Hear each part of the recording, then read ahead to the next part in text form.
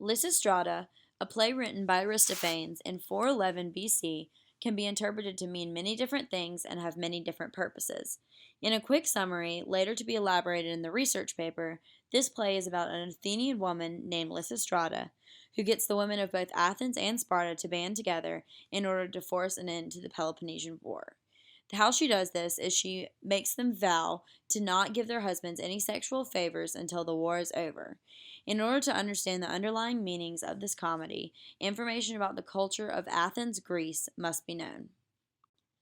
Starting with the playwright, Aristophanes lived in the city state of Athens, Greece.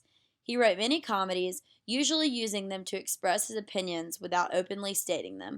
His intentions in the comedy Lysistrata are unknown but sought out by many who study ancient literature. This is the only one of his comedies that survived to modern day. Athens, at the time this play was set, was involved in the Peloponnesian War against Sparta, which is another city state of Greece that had more of a focus on war and fighting than on art and literature. The war lasted for almost 30 years and had a large impact on the economic and social statuses of the city state of Athens itself. It devastated the Athenians and was pretty much only started because of a man wanting to have more power than another. The Athenians did end up defeated by the Spartans, only to find themselves at war soon again. Ancient Athens, without the war aspect, was known as the intellectual and cultural center of the world of the time due to their development of the start of democracy and their emphasis on trade and literature. This city-state was the Greek center for commerce, politics, and society as a whole.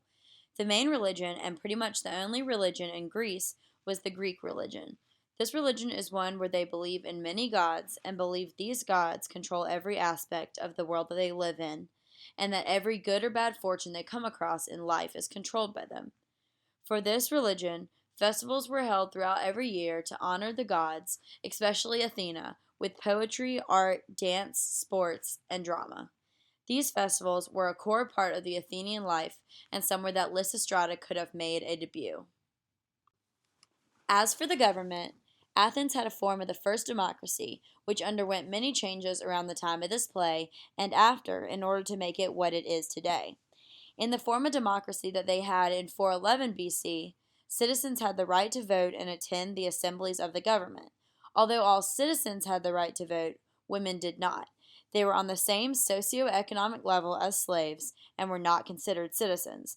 Their only job or their only right was to raise their children with a husband that they may not have chosen and clean the house that their husband might have dirtied. They could not vote, fight in war, or even speak out for what they believed in.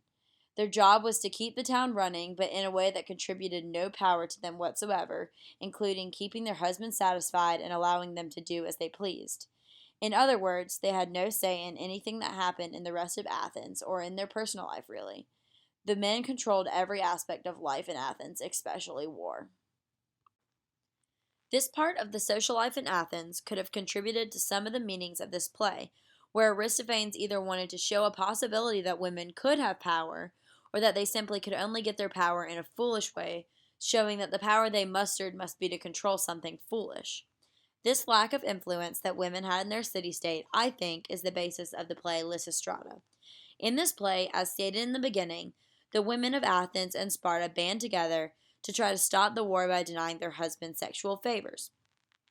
The idea that women could use this method to muster up the power to end a century-long war is satirical and a way to make fun of the culture of the time. Aristophanes uses satire and humor to show, in my opinion, how foolish the Peloponnesian War was. The idea that women who had no rights and no power whatsoever could end a war simply by denying a sexual favor is undeniably making fun of the war itself. Only a foolish war could be ended in such a foolish way. This whole play goes against the social norms that were present in Athens at the time of 411 BC. The fact that the ending of this play makes the women, and Lysistrata herself, the heroes and keepers of the people instead of the men, goes against the social norms of women having no power. The fact that Lysistrata is actually the main character of a play goes against the social norms of women having no say. The fact that Lysistrata was smart enough and a good enough leader to band together all of the women of Athens and Sparta goes against the social norm that women have no brains and are nowhere near as smart as men. It all relates to how different the women in the play are to the women in real life Athens.